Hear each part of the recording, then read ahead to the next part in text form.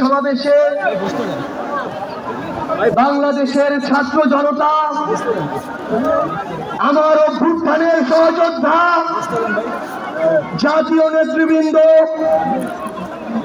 সকলকে জাতীয় নাগরিক পার্টি এনসিপির পক্ষ থেকে সশ্রদ্ধ সালাম। আসসালামু আলাইকুম ওয়া রাহমাতুল্লাহ। সংগ্রামী সহযোদ্ধারা, অভ্যুত্থানের এক জুলাই পেরিয়ে আমরা আরেক জুলাই এসে উপস্থিত হয়েছি,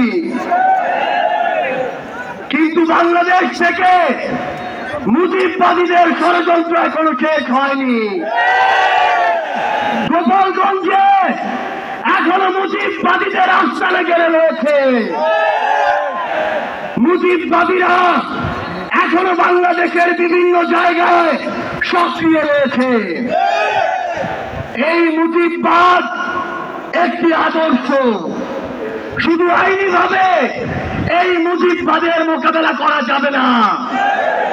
আমাদেরকে অর্থনৈতিক ভাবে, রাজনৈতিক ভাবে, সাংস্কৃতিক ভাবে এই মুজিববাদের কোমর ভেঙে দিতে হবে।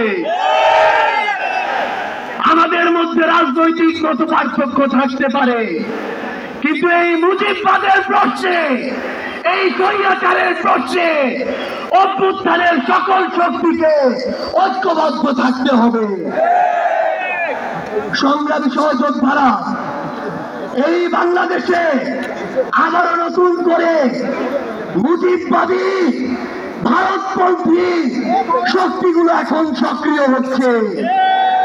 আমাদের মধ্যে মতপার্থক্য থাকতে পারে, কিন্তু এই বাংলাদেশে বাংলাদেশপন্থী ব্যতীত কোন দেশপন্থী, কোন বাকপন্থী, কোন শক্তির আর জায়গা হবে না।